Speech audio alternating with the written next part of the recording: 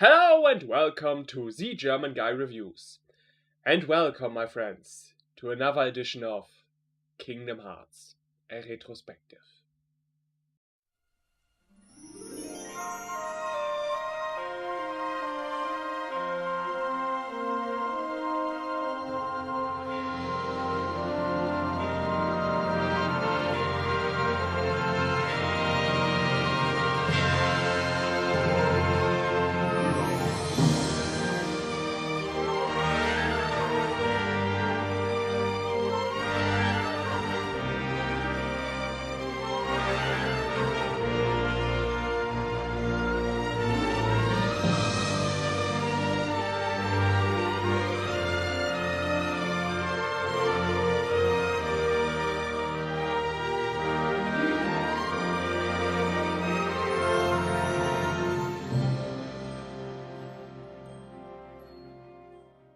Last time we left our hero as he was taking a trip into his past. Now our dear friend Sora is waking up again inside the mouth of Monstro the Whale.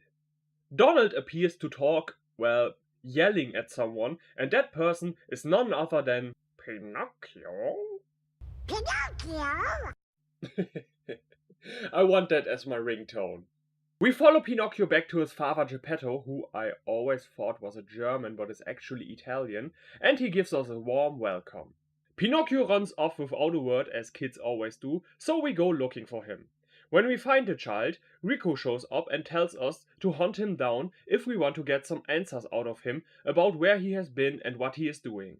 We catch him eventually after we walked through several of Monstro's chambers, and suddenly Rico accuses us of not wanting to help Kairi. He says with the Keyblade we seem more busy showing off than anything else. Before Sora can even formulate an answer, we hear Pinocchio scream from a nearby, well, should I say, room?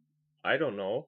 Pinocchio got himself imprisoned by a giant parasite Heartless, so Sora, Donald, Goofy and for the first time Riku are fighting side by side. And by that I mean Riku runs in circles around the boss and is the most useless thing in the universe.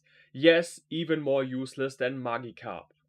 After the parasite spits out Pinocchio, we jump up and get sucked in by the lungs and end up in the mouth, where Geppetto is begging Riku to let Pinocchio go. But he claims Pinocchio could help a certain someone who lost her heart and is also like a puppet now. Wait a minute. Are you talking about Kairi? What do you care about her?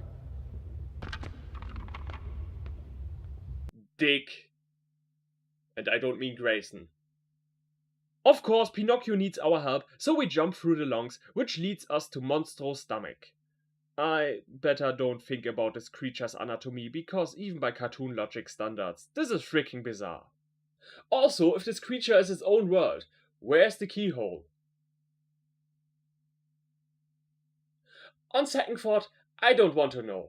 I'm just glad I didn't end up inside the Leviathan from Devil May Cry 3. The hell is that? What's it doing here? Anyway, Sora finally doesn't get interrupted for once, so he gives Riku a piece of his mind. He tells him that whatever he thinks he's achieving with this, it's wrong, and Sora will not simply let him take the poor puppet boy away from his father without a fight. Then, for a short second, it appears Riku's own Jiminy Cricket is biting him, but that thought gets interrupted by the parasite Heartless, who now soaks himself up with stomach acid and sprays it all over us. If it isn't fucked up in some way if you think about it, it ain't Disney. This battle also is won by us, which causes Monstro to sneeze. Somehow. This then gets us out of the whale's body, and we continue our quest, covered in tons of slime. By the way, Pinocchio and Geppetto made it safe to Traverse Town, where Leon helped them get their own house.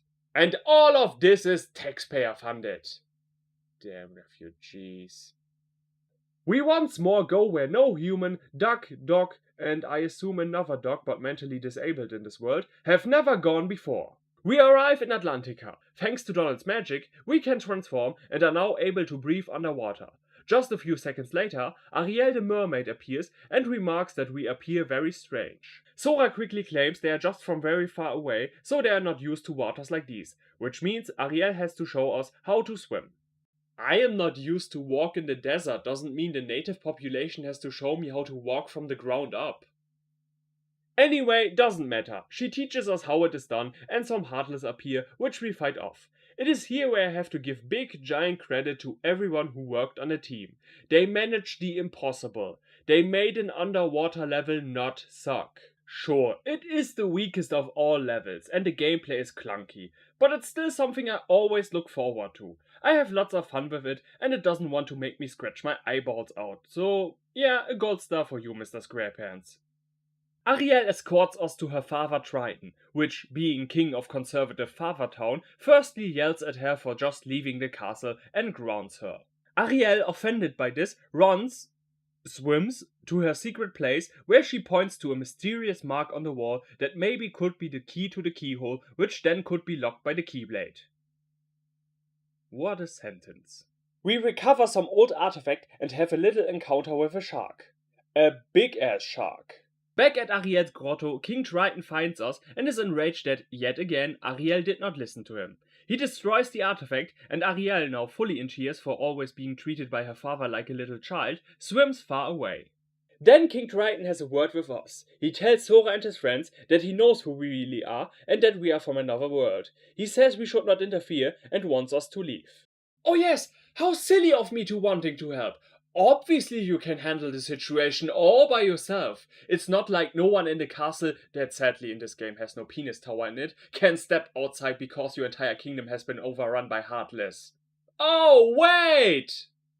Anyway, while Triton lectures the Keyblade Master which world he can and cannot save from destruction, Ursula, the evil sea witch, yes, I am just as surprised as you are that it wasn't her sister, tells Ariel that she can help her fulfill her dreams of visiting other worlds free from her father. The only thing she wants is Triton's trident, which Ariel, being kind of a dumb bimbo, gives to her. And who could have thought? The evil witch living in exile is evil. Now she only needs to find the keyhole and let the Heartless take over so she can be the queen of the ocean.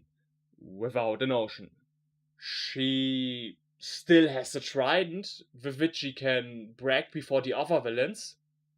It's going to be completely useless without the ocean, but yeah, why do you want to take over your homeworld's kingdoms if you are just going to destroy them later on? Do you need these 15 minutes of glory so badly? But Sora is here to save the day. Ursula flees, but we manage to find her secret grotto. We defeat her, but she escapes yet again. A third time we corner her, but this time she remembers to actually use the trident she stole, and grows into a giant whale lady.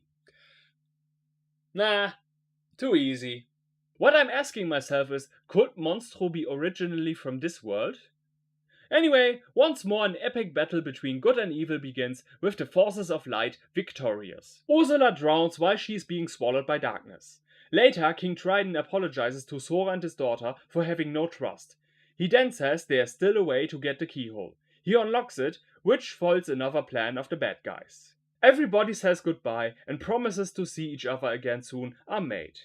Quick, before you go, grab as much Adam as you can. We then travel to This is Halloween, this is Halloween, Halloween, Halloween, Halloween, Halloween. Halloween Town, where Sora, Donald and Goofy dress up super duper scary to fit in. They enter the town and get greeted by dozens of Heartless. But something is strange, they don't attack our heroes. So we move on to further investigate the strangeness, and we meet the one and only skeleton prince of fear, Jack Skellington. He has a short conversation with the mayor before leaving and meeting Dr. Finkelstein. It is explained that Jack found the Heartless one day and thought they would be a great addition to this year's Halloween party.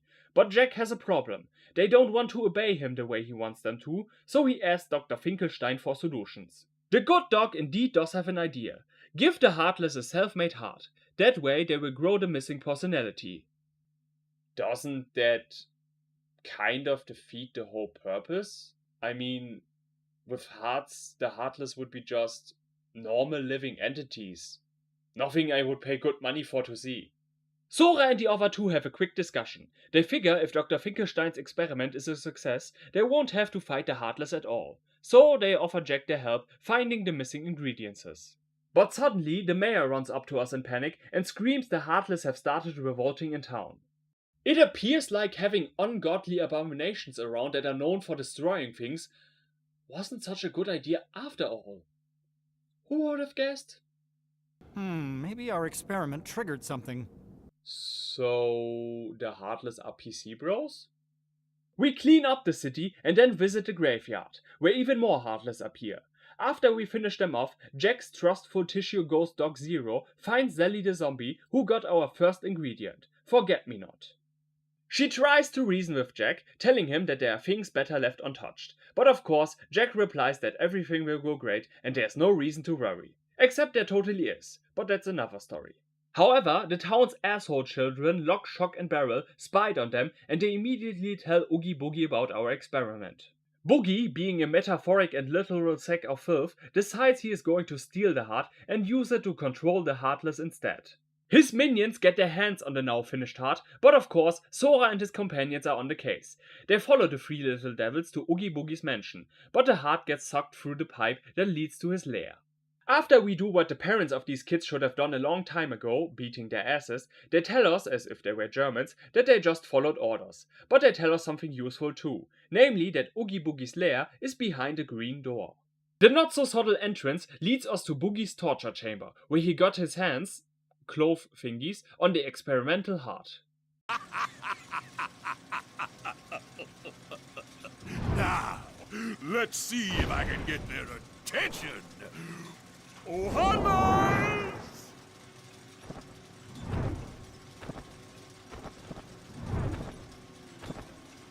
This is it?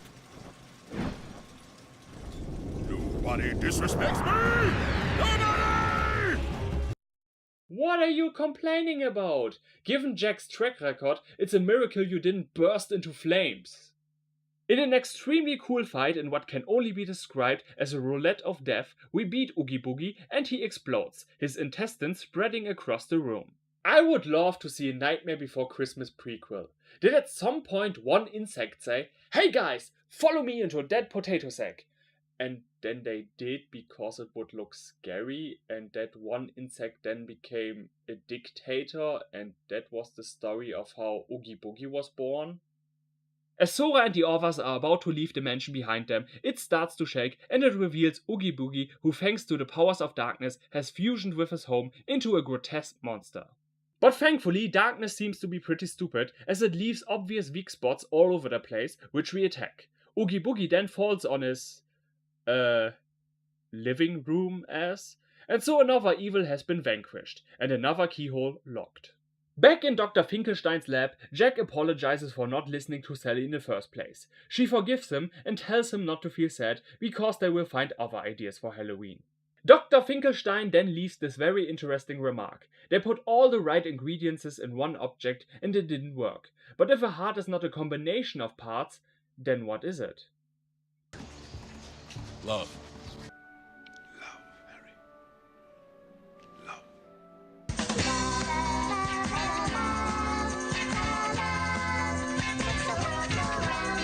Another world has successfully been saved, so you guessed it, it's time for new exploration. But as our heroes fly through space, they get attacked by a pirate ship, which rams them and forces them to land.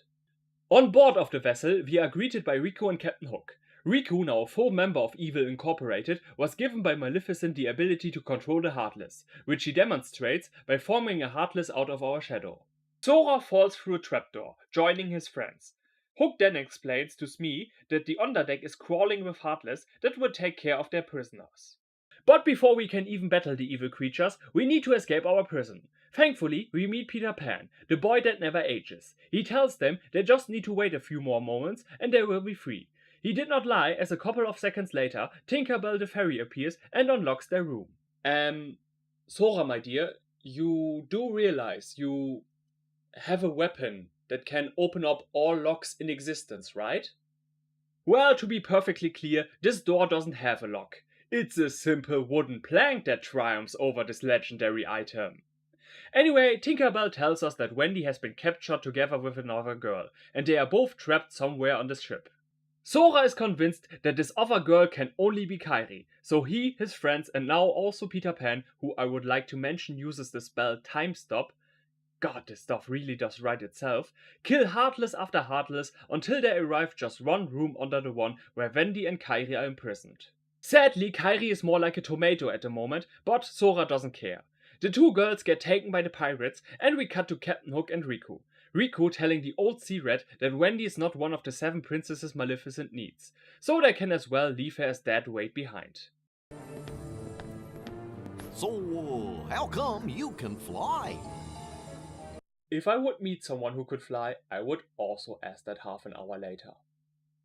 Seriously, what's next? Sora going, wait a minute, you two are anthropomorphic animals. So that's why you guys didn't want to eat at the Kentucky Fried Chicken. Or at a Chinese restaurant. We reach the captain cabin where Riku is about to leave. Sora tries to stop him, but our old friend the Shadow appears, forcing us to fight. After this great homage to the fight Link undergoes in The Legend of Zelda, we step outside and find ourselves surrounded by Heartless and Captain Hook, who captured Tinkerbell. He gives us 2 options. Give him the Keyblade or walking down the plague. Give him the Keyblade. It will return right back to you.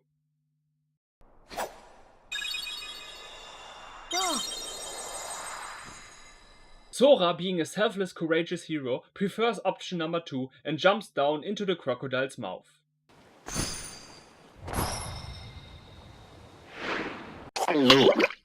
And that was Kingdom Hearts. I know, an unsatisfying abrupt ending, but nah, I'm just kidding. Sora hears the voice of Peter, telling him he can fly. He just has to believe he can do it. And flying high into the night sky he does. The flying elf, now having returned from bringing Wendy back home safely in an earlier scene, helps us to push the old Captain One Hand into the sea, where the crocodile gets his meal after all. Sora's happy heart can't believe that he actually flew. He tells the others he wants to tell Kairi about that one, and everything else that has happened. He then repeats the lesson learned in this adventure. Faith can move mountains. Later that night, we visit Wendy at the Clock Tower of London? Does Britain exist multiple times in this universe? We saw a British flag at the camp in Tarzan, and Alice is also British. Not to mention many other characters, like the Dalmatians, and well, everyone is talking... To, vajmal jatal te bitmalho. English. There are exactly 3 things in this universe that can be felt everywhere. The power of light, the power of darkness, and the might of the British Empire. I guess it's because it's God's favorite country, so he made a few more. Anyway, we close the keyhole at the clock tower, which Tinkerbell found, and then Peter Pan tells us to take her with us. He doesn't say why, there appears to be no apparent reason, just that he wants to be rid of her, it seems. Right before the fight, Sora asked where Riku went, and Captain Hook replied he returned to Hollow Bastion, the castle where Maleficent rules. Big problem, however, they don't know how to get there, so we return to sit in Traverse Town with another navigation gummy. And then strange things happen, but that's a story for another time. ZgermanGuy, out and auf Wiedersehen.